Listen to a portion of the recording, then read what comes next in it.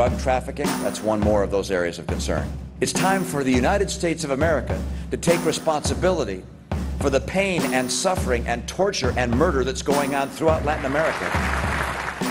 Maybe one of the reasons that Mitt Romney is so concerned with the drug wars taking place just south of the American border is that it affects him and his family personally.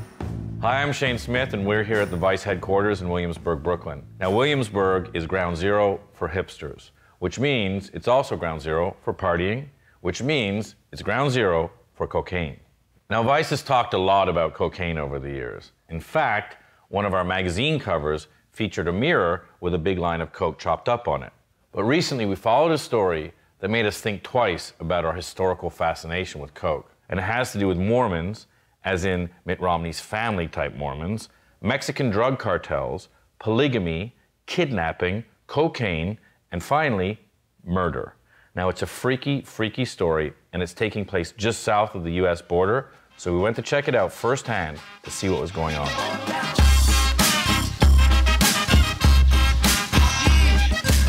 We just passed through from El Paso in Texas, which is actually one of the safest cities in America, into Juarez, Mexico, which is actually one of the most dangerous cities in the world. In fact, it's the most dangerous city in the world for journalists. And we're driving with a camera rolling, which is, in retrospect, very fucking stupid. People always ask me what the most dangerous place I've ever been to is. When I say Mexico, they're a bit flummoxed. They say, you know, Mexico, I've been to Mexico, I've been to Cancun, you know, Joe's tequila foam party and boom boom room. But this Mexico, here in Juarez, is the Mexico run by the narco lords. They don't care about what you're shooting. They don't walk up and say, hey, what's that camera for? They just see a camera and go, that can't be good, and bam. Now, the drug lords that rule northern Mexico are like most mafia around the world. They're very wealthy, and they're insanely ruthless. But the thing that sets the Mexican cartels apart from the other mobs is their seemingly profound love of murder. They put other crime syndicates to shame with the sheer scale of their killing, not to mention the gruesome, eye-catching way they present their murders with a kind of evil inventiveness. And it's not just traditional gang-on-gang violence either. The cartels kill anyone and everyone in their way. Rivals, witnesses, journalists, politicians, and police are all targets. And rather than hiding the bodies like most criminals, they actually want you to see them, and they want you to know exactly who did it. In fact, the war on drugs in Mexico is so violent that its body count is almost 10 times that of American soldiers killed in the real wars in Iraq and Afghanistan. And in a country where it's supposedly illegal to own guns, the narcos are armed to the teeth with state-of-the-art weaponry, 90% of which are smuggled in from the United States, which is something we got to see firsthand as soon as we arrived in Juarez. Ahí en este edificio tenemos el laboratorio de balística, en la que se albergan pues la gran cantidad de evidencia que se ha recolectado, ¿no? A través de... You know, we came in here and we saw this huge bunker and we're like, oh, this is where they hold all the guns and all the drugs and everything in this big, massive concrete bunker. And they're like, no, no, the drugs and the guns are here in the trucks. That's a nightclub called the Sphinx. So last night, the police caught these guys trying to smuggle in 268,000 rounds of ammunition in a truck with Oklahoma plates. It was driven by a guy from Dallas. Over 250,000 rounds of ammunition. This is the kind of firepower that they have.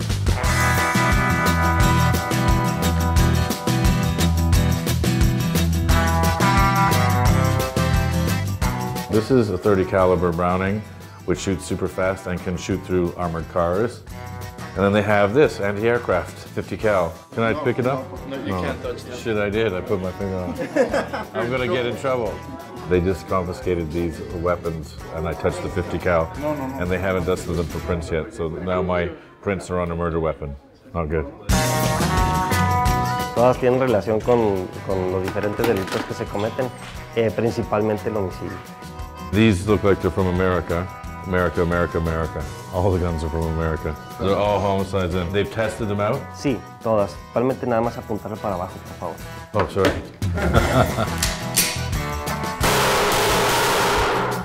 It was loud. It smells very strong. Holy Jesus. I know this doesn't look like crazy, but you can smell, wow, it's a lot of drugs. drugs and flak jackets.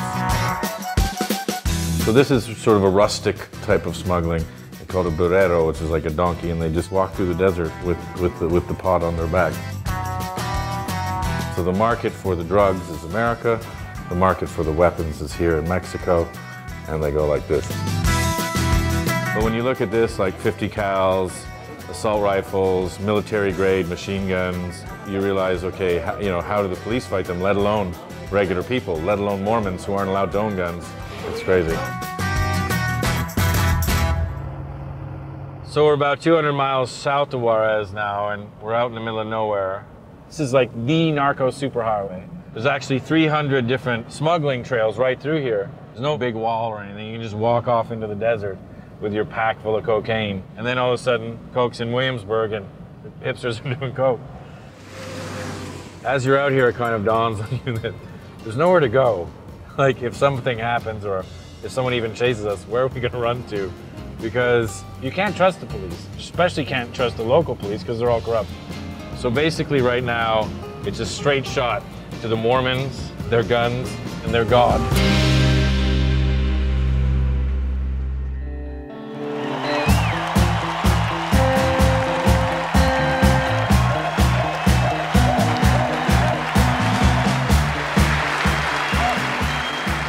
My dad had been born in Mexico, and his family had to leave during the Mexican Revolution. He had big dreams. We were Mormons, and growing up in Michigan, that might have seemed unusual or out of place, but I really don't remember it that way. My friends cared more about what sports teams we followed than what church we went to.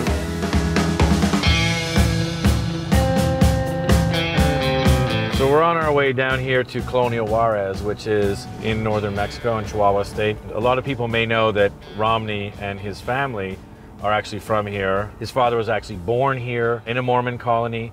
But maybe what they don't know is that these Mormon colonies are still here, and they're actually fighting the narco cartels, the drug cartels that run this whole region. They're standing up and they're fighting the kidnapping and the violence and the crime. So the question is, what are the Mormons doing down in Mexico in the first place? Mormons originally came down to Mexico in the late 1800s after the American government forced the Mormon church to ban polygamy. The problem with this is that Joseph Smith, the prophet of the religion, held that polygamy was actually a divine commandment. He believed that you can only reach the highest level of the celestial kingdom, or heaven, if you are actually a partner in a plural marriage. So basically, the more wives you had, the better heaven would be. And rather than give up their place in heaven, many moved down to Mexico to continue to practice polygamy and thereby assure their place in the afterlife. Here, in the seclusion of the Mexican desert, they could practice all the standard Mormon rituals like baptizing the dead or wearing magic underwear, but also the more controversial plural marriage, or, as we were soon to find out, the outright insane practice of blood atonement. So after about 5 hours of some very nervous driving and a couple of very thorough stops at military checkpoints, not to mention 2 stops at drive-through liquor stores to calm our very jangly nerves, we finally arrived at the Mormon Promised Land.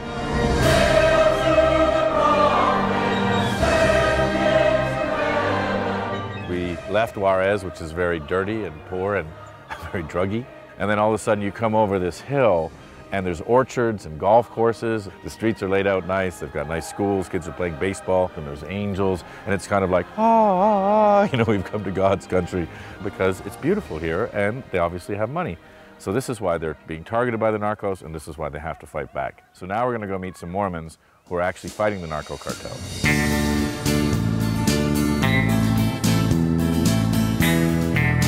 This is BRENT LeBaron's farm. They are sort of famously secretive about their weapons, their fighting, because they don't want to be targeted anymore by the cartels. But we're going to go meet him and see if he'll show us around. Brent? Yeah, how's it going? Shane Smith. BRENT LeBaron, nice to meet you. Nice to meet you. How you doing? I'm very, very well. This is your farm? This is my farm. We farm chili and a little bit of wheat. All depends the time of the season. We've heard that the LeBaron family, the LeBaron colony, has sort of been standing up to some of the narco cartels. Yeah, we've had a few run-ins with them. Don't like to say too much about it, but I'd love to show you around. Let's go. Let's do it. Now, I didn't know what to expect when I first met Brent. And when I did, he seemed to me more American than most Americans. In fact, I wouldn't have been surprised if he told me he played linebacker for Alabama. But when he started to give me the tour around the cemetery, I realized that his story was anything but normal. This is a graveyard where my grandfather and great-grandfather are buried. The original story is they come down for the cause of plural marriage to continue it. Right. You know, Mexico allowed it. So they wanted to continue polygamy. Yes, my great-grandfather, being a fundamentalist, he broke away from the Mormon church because he had 2 wives. That's when he went to establish Colonial LeBaron. They established 5 or 6 colonies down here. The colony would be like a family. With a few families. Right. And then your grandfather had 10 wives. Yes, had children by 8 of those 10, but yes. And how many grandkids did he have? Between grandkids and great-grandkids, they're probably pushing the 400 mark right now. Wow. All named LeBaron. All named LeBaron. Now, having more than 400 grandchildren might seem extreme to some, but it's nothing compared to the shit that Brent's uncle ERVIL got up to. He was a straight-up fucking lunatic. Now, ERVIL not only had 13 wives and over 50 children, but he also used his own family, including his own kids, as assassins. Dubbed the Mormon Manson, ERVIL and his family were suspects in over 40 murders. Joel LeBaron was killed by his own brother, ERVIL, because of blood atonement. Yes. Well, ERVIL tried to take over the church, and he started claiming blood atonement, the right to kill in the name of God. If you oppose him, he has the right to kill you. Right. Once ERVIL snapped, he just went on a killing spree. He had his daughters killed, his wives killed, his sons killed, and it just went from there. I mean, he went haywire. So ERVIL goes on this killing spree across Mexico and the United States, and at one point the Secret Service is after him because he threatens to kill President Carter. They finally captured ERVIL in 1979 and sent him to prison, and all the killing stops, right? Wrong. And then after he dies in jail, people keep on killing for him. He killed up to 25 people after he died because he left a sort of hit list, and they kept killing. They kept killing, yes, they did. Now, as Brent is telling me all this, I had to keep in mind that this blood atonement killing spree isn't taking place in the 1880s or anything. This is all happening in the 1980s. My grandfather ran from him for probably 10 years. Wow. I mean, he chased my grandpa clear to Nicaragua. Your great uncle was trying to kill your grandfather. Vernon M. LeBaron died in a car accident right out of Mexico City. A lot of people have been skeptical that actually ERVIL had something to do with it. And his last recorded words were, "Brother, it looks like we've been ran off the road." That's some crazy shit. Yeah. That's just a modern day Cain and Abel here. Do you think that that's one of the reasons why, because you had this sort of familial civil war, you got tighter as a family, so when the narcos came after your family, you were sort of tougher? Oh, definitely. Everyone was a watchman. Now, what he's saying here is that because of ERVIL, everyone in the LeBaron clan watched out for everyone else. So when the cartels kidnapped one of their own, they were ready. Eric LeBaron was only 16 when he was abducted and held for $1 million ransom. You didn't pay the ransom. We didn't pay the ransom. Right. Even if you could get the money and paid it, they're just going to keep doing it. Just going to keep coming and keep doing it. They'll just use the money to buy more guns and get more powerful. Exactly. If we don't sever the head off this monster right now, it's just going to get worse. We had to go to the government and say, hey, you won't allow us to bear arms, right, but you're supposed to protect us. The protest forced the government to put pressure on the kidnappers, and as is quite rare in these situations, Eric was returned unharmed after paying no ransom. However, it also served to enrage the local drug lord named El Raquin, who only lived 8 miles down the road from Colonial LeBaron. Now, this is a narco who loves drugs so much that he actually massacred 18 people trying to get off the stuff at a drug rehab center. And now, he's after the LeBarons.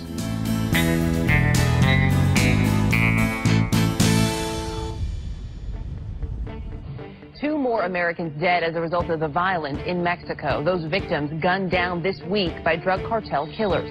We've done a lot of stories about polygamy and a lot of stories about Mexican drug cartel violence, but we never imagined the 2 topics would mesh like this in a very tragic way. The freeing of one of their own by the LeBarons protesting in Chihuahua had sent a message to the narcos. They weren't going to back down, they weren't going to submit, they were going to fight. But it didn't take El Raquin long to send a message right back.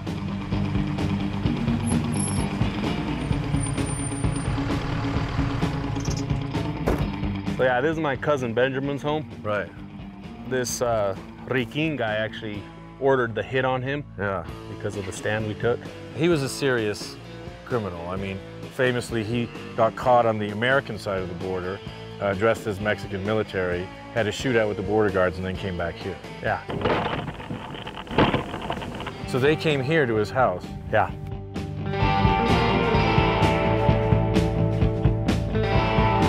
He showed up with 15, 20 guys, you know, 2 or 3 trucks, pickups.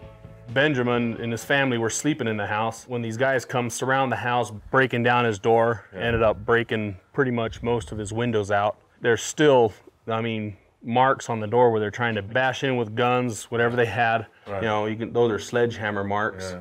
At that point, they had threatened his family with a hand grenade. So they said they'd blow up the family with a grenade unless he surrendered. Unless he opened the door. And so he opened the door. At that point, his brother-in-law, Luis, come over to see what was going on. He literally showed up in sandals. He came to the rescue. He was an innocent bystander. So he came here barefoot with no gun. At all. Against guys who were armed with machine guns and grenades. Yes. But they beat him and picked him and Benjamin up and took them about 2 miles down the road here and shot them both and left them on the side of the road. So because Elder Keene put the hit out on Benjamin, you know, it put enough domestic pressure here that they would offer him up to the American authorities for the Mexican incident where he was dressed as the military with the border police. Very much so. Yeah. Very much so, yeah, because I don't think they had enough here to hold him here, so they actually shipped him to the U.S. Right. And although Elder Keene was extradited to America for his firefights with the Border Patrol, none of the other 20-plus men involved in this double homicide have ever been convicted.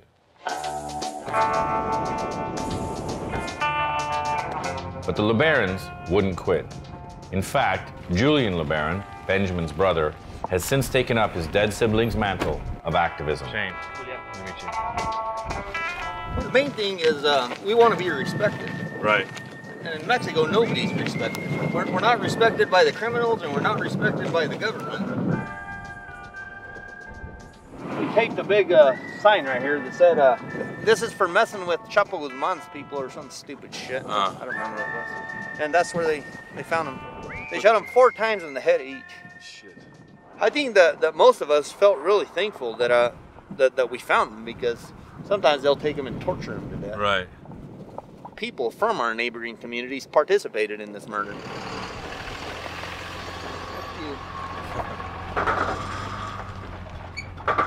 Those are some of the people that are involved with this shit. Really?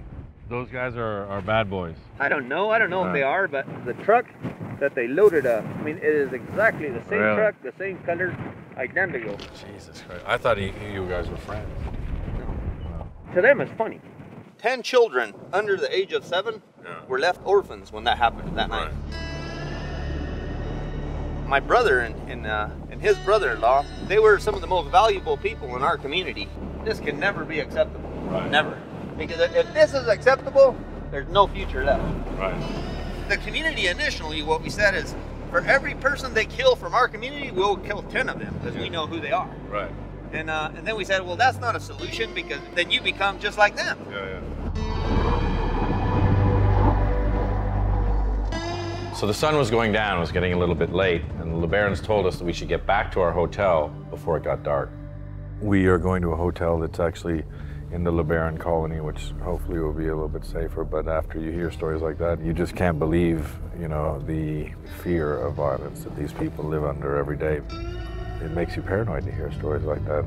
So we're gonna go to our hotel and lock ourselves in.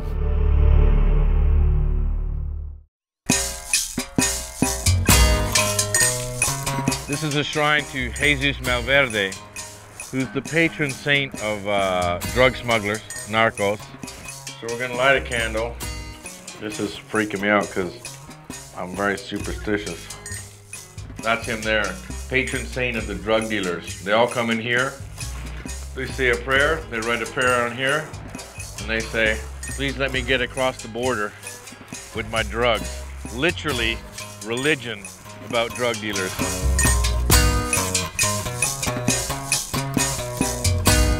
Now, the whole time I was hanging out with the LeBarons, I found myself wondering, how do you actually protect yourself against narco lords who employ whole armies of assassins whose sole job is to kill their rivals? Well, the LeBarons started by adopting military-style tactics and setting up checkpoints, roadblocks, and watchtowers. We hit a real big low, you know, when they killed Benjamin. It was a real big blow to our entire community. Right. I was really close to Benjamin, knew him really well. After Benjamin was killed, you've set up your own community watch, your own night watch, and then you built this up, and you have people watching every night. Every night. So what are you watching for? Pretty much, you know, suspicious vehicles. We pretty much know everybody. Sure. And so if it looks like a vehicle I've never seen before, then it was getting checked. This watch hut looks down on one of the main drug trafficking roads. One of them, yeah. The only people here with weapons are the criminals. Pretty the much. Drug cartels. Rumor got out that we had high-powered rifles Like and snipers and yeah. whatnot. And 50 cows up here and stuff. Well, you know how rumors can spread, you know, which was a benefit for us. Yeah, it's good. You know, it's a good rumor. It was a really good rumor for us, you know. I believe that the watchtower is one of the key points to, you know, keeping the bad guys away from our town. Right. Also, the feds and the military are in our town. This is their base. We actually had a roadblock to where there was one way in and one way out. So you have barricades, checkpoints, and watchtowers. Yeah. I would say our valley right here is quite a bit safer than a lot of areas. Casas Grandes, which is about 30 minutes away, they're still having kidnappings and stuff there. Here and there. Before, it was literally 2-3 a week. Wow. That's a lot. That's a lot, yeah. So we were never pinpointing drug cartels or anything else, but when it came to them now kidnapping our family members, that's what we took a stand against. When it comes to protecting our family, if we have to die doing it, we're going to. So the LeBarons made their colony into a little fortress using the same counter-terrorist techniques that the US Army uses in Iraq and Afghanistan. And because of it, the killings and the kidnappings in the Mormon areas actually died down. But roadblocks and security checkpoints are only going to get you so far. At some point, if you're fighting the narcos, you're going to need guns. If Benjamin was taken by a bunch of guys with weapons, they were unarmed, how are you supposed to defend yourself? Well, there's really no law in Mexico that gives you the right to bear arms. Legally, the quickest and best way is through a gun club. Now in Mexico, it's nearly impossible to own a gun. In fact, one of the only legal ways to do so is to go through the extremely difficult process of starting a gun club or a shooting range.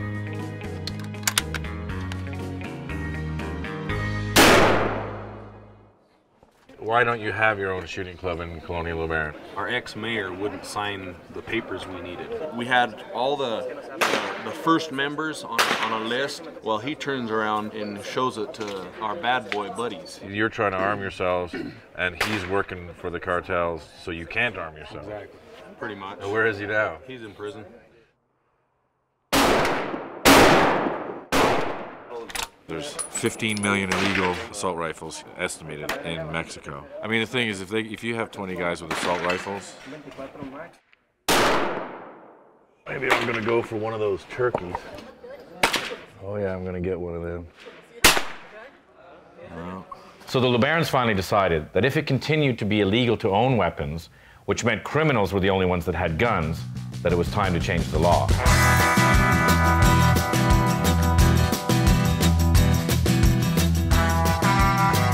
Alex LeBaron, who's now a congressman, is determined to protect his colony from the cartels, no matter what it takes, even if it means a shootout with the Mexican military. They went into our farm.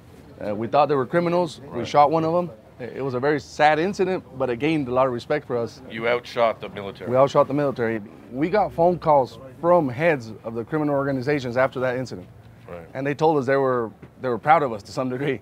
People in drug organizations, and including the same military, know that we have weapons because we've been saying it. Sure. We have illegal weapons in our community. Yeah. Come in and find them if you want. We buy them in the States. We know we traffic them illegally. That's the only way to defend yourself in this country. In order to get access to a weapon here in our country, it would cost you up to $10,000, and that wouldn't even be through a legal way.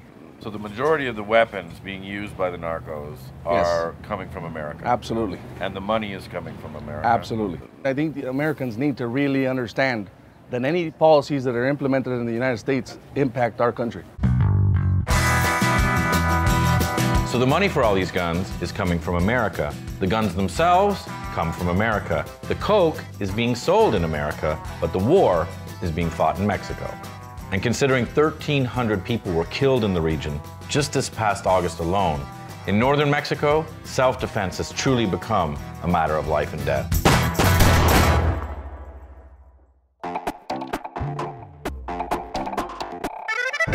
In the last while, it's actually calmed down quite a bit. I haven't heard of that many kidnappings lately. You know, usually it was like, boom, every other day. Oh my goodness, there's another kidnapping. You know, Joneses got kidnapped, like Romney got kidnapped, or you know, it's just someone you affiliated with. Now it's hard to picture a place that's so fucked up that not that many kidnappings is a sign that things are going well. But in northern Mexico, everything is relative. The sobering reality of it is, in Mexico in 2011, there were 49 kidnappings a day. Things have actually kind of calmed down enough to where they actually have, parties and rodeos and whatnot.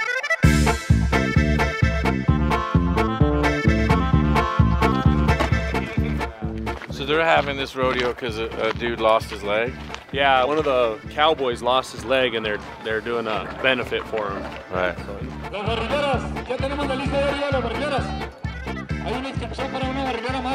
One of the things that we were worried about before we came here was people knowing that we were here, people knowing that we were shooting. And now we're in front of the whole town. There you go. In a town where they used to have 3 or 4 kidnappings a week.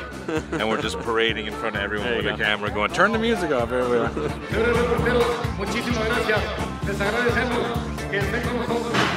They've just announced to the whole town that we're here shooting in the most dangerous town in Chihuahua.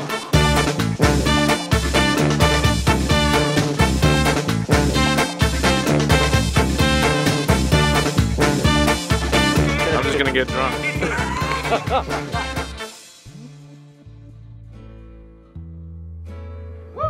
Let's put that on. Now hanging out with the LeBarons and play acting as a cowpoke relaxed us a little bit, as did the booze. I'd like to say cheers to the LeBaron family because you guys fucking rock. To the LeBaron family. LeBaron family. Good times, good friends. Hello. Cheers, cheers, cheers, cheers. Here we go, here we go. Get everybody over here.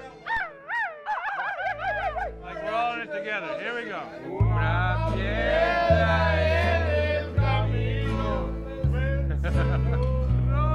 We had a nice lunch, got a bit drunk, and sang some songs together. It was fun.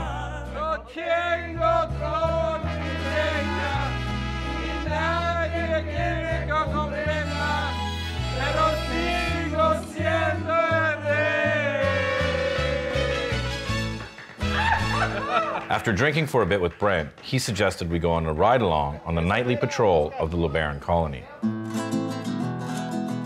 Now, I was picturing a pickup truck with a CB and a couple of good old boys in the back, but what we got instead was some heavy, heavy business.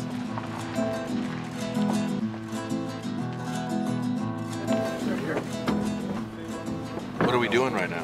So we're just gonna take on a routine route that they normally take, and then they'll probably do a security checkpoint for a little while and maybe check some suspicious vehicles or something.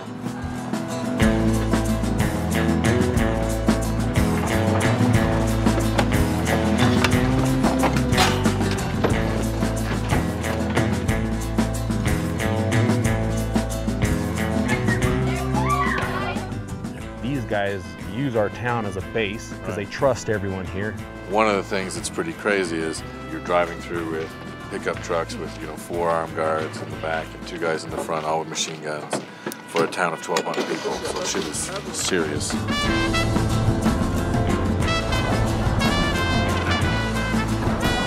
So the federales kept stopping people, and they didn't seem to mind us riding along with them until they roadblocked the actual highway, which, remember, is one of the main drug routes into America. The cops are going to stop some cars and look for some drugs. Then as the sun was going down, they warned us that we should leave because it was very dangerous to even be seen with them. Because as it turned out, riding around with them on the back roads was one thing, but stopping actual drug runners on the highway was another.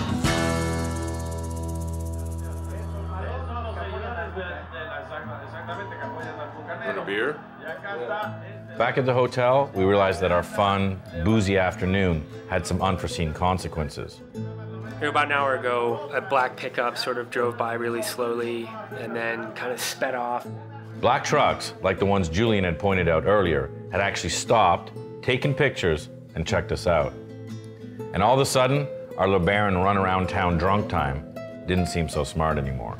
All right, so we have to leave now because we shot today at the rodeo, and then we did a drive-by with the cops, so everybody in town knows that we're here. And then we've just had a black truck with black windows stop, pull up, check us out, and then drive off.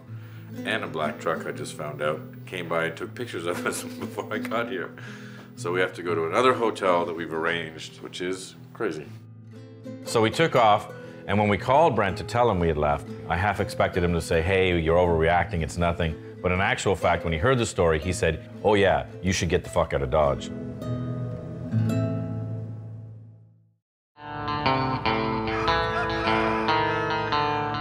Now, because colonial LeBaron is so close to the American border, they're totally affected by our immigration policy and, of course, our war on drugs. If America sneezes, Mexico catches cold. And because of this, they're extremely interested in American political policy.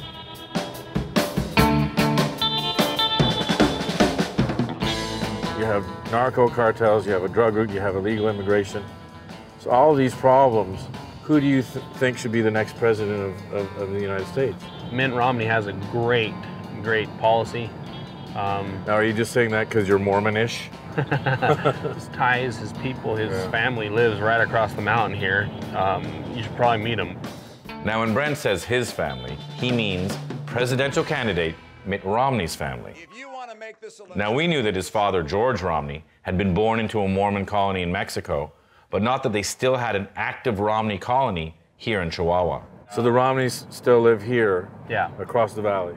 Yep, there's some great guys, you know, just really like them, golf with them quite often, and some really cool guys. Yeah. So we went across the valley to check them out.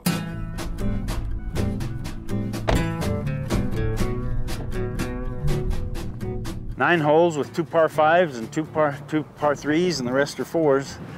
Pretty nice greens, huh? Beautiful.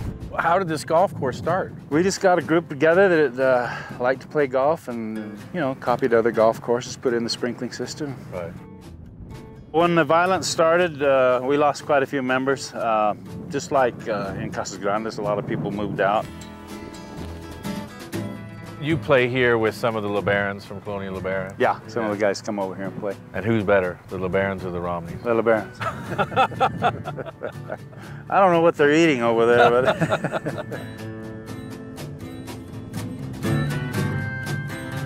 So how long have the Romneys been here? In 1885. My great-grandfather, Miles Park Romney, was one of the original people that came here. Mitt is a relative. He's a second cousin. So his dad was born in Chihuahua? He was born in Colonia de Blanc, about 15 miles from here. Okay. Their family left and they stayed in the United States. They didn't come back. Right. You know, I remember his father ran for President of the United States in '68, or at least he was a candidate. His citizenship was questioned. Right. Because he was born here in Mexico, but he was born of American parents. And do you think that this craziness around the run-up to the election, is that bringing too much attention? Or? I think one of the reasons it's brought a lot of attention to here is because of Mitt's position on illegal immigration. Right. Now, what's ironic about this is that Mitt Romney, whose father was born in Mexico and would be considered the poster child of the DREAM Act, actually has one of the staunchest views on immigration in his already conservative Republican Party. And I've indicated I would veto the DREAM Act if provisions included that people who are here illegally, if they go to school here long enough, get a degree here, that they can become permanent residents. I think that's a mistake. Now, it seems a bit weird for a person who's essentially a first-generation immigrant to have such harsh views on immigration. It's kind of like, methinks thou dost protest too much kind of deal. And his own cousin Kelly, who although he supports Mitt for president, thinks that his position on immigration is wrong. I think he needs to change. Right. Being born and raised in Mexico, and especially since NAFTA, I think that the United States is partly responsible for the increase in illegal immigration have. Right. So America makes policy, then all of a sudden northern Mexico gets all screwed up. That's right. Give amnesty to those that are out there that are working legitimately and have a job. Come up with a guest worker program, and let these people go out there and work and then come home and take care of their family. Because basically they're starving to death here in Mexico. In fact, it's so bad that for many people, there's only really two options. One, sneak into America, or two, work for the cartels. You know, didn't some farmers go up from the farms and go into the mountains and start growing drugs? But yeah, a lot of them have gone into the mountain areas and they grow drugs where. And now we're sitting here going, okay, well, what are we going to do? What are we going to do? Exactly. You know, I wish Mitt would make contact with us, and I really think that we could help him. And as I would later realize, contacting the Mexican side of his family would probably be the last thing that Mitt Romney would do. I think marijuana should not be legal in this country. I believe it's a gateway drug to other drug violations. The use of illegal drugs in this country is leading to terrible consequences. Now, we all know Mitt Romney's stance on drugs, but it was interesting to hear Kelly's thoughts on the drug war, considering it affects him every day. To me, this used to be the most peaceful place in the world. Right. Yeah, man, I used to let my kids go to Nuevo Casas Grandes, go to the shows, go to dances, go to parties. Yeah. But now you keep close watch. And it all has to do with the drug violence that has started. You know, when they started the war on drugs, the violence just escalated. Most of the problems that we have around here are drug-related, you know, and there's been some kidnappings and some killings from drug-related things, you know. Right. Have there ever been any Romneys kidnapped? Yeah, my brother was kidnapped 3 years ago in May. I think they kept him for 2 days, took him to a cave up in the mountains. They paid a small ransom, it wasn't a lot, and they were mainly punks, they weren't really professionals. Right. And most of the weapons that are here in Mexico are illegal weapons. And most of those illegal weapons are coming from the States. Yes. Fast and Furious, I'm sure you've heard about that. Now, the Fast and the Furious scandal he's talking about refers to a case where the American government gave thousands of guns to the cartels in order to track them. Then, they proceeded to lose track of them until they surfaced again in the murder cases of American agents. What, they think they were going to be able to keep control of them or keep track of them? Nonsense. Yeah. You know, I don't know what in the world they were thinking and sending all those weapons to Mexico. And the Fast and the Furious scandal is just one of many that have seriously embarrassed the American government. Now, perhaps Mitt's hardline stance on issues like guns, immigration, and drugs becomes more clear. Because even though his father was born in Chihuahua, Mitt surely must want to distance himself from the region. Because the region is totally fucked up. And it's not the first time that this has been the Romney strategy either. When his father ran for president, both his citizenship and his Mormon colony's polygamist roots were called into question. And his run for the White House didn't last too long. But Mitt Romney has to deal with his family's polygamist past, kidnapping, drug wars, and, in the extreme case of LeBaron, crazy Mormon blood atonement. Now, having close familial ties to all of this shit does not a good presidential candidate make. You know, what do you think, being on the front lines of this, what do you think are some of the solutions to these problems? Looking at it from a perspective of someone living here, we say, well, why don't they legalize it in the United States and cut out all the violence in Mexico? Sure. As long as you have the swimming pool over there, this is going to be the diving board.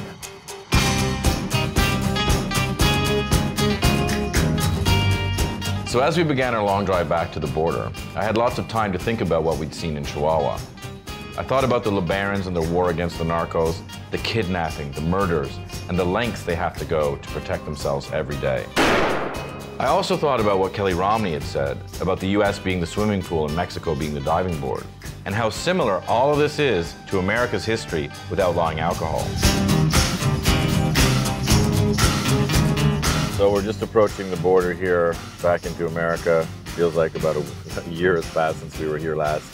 As we were driving here from Chihuahua, I was thinking, you know, how prohibition in America led to the rise of the mob, the Al Capones, the Lucky Lucianos. Our war on drugs, our prohibition against drugs, has caused the same thing. You see it down here. It's the sort of blunt edge of the hammer. It's the rule of the thug. You know, you have $200 assassins, and as long as there's prohibition, it's going to continue. The war on drugs is a failure. There's never been more drugs in America, and they've never been cheaper, or better, or higher quality. And as we sat for hours at the border waiting to get back into America, I thought about the fact that Mitt Romney might just be the next president of the United States. God bless America. Thanks, you guys. Now, polygamy and kidnapping notwithstanding, if he wins, he's going to have some hard decisions to make about decriminalizing drugs and fixing our immigration problem. Because if he doesn't, Mexico, his Mormon brethren, and perhaps even his own flesh and blood are going to pay the price.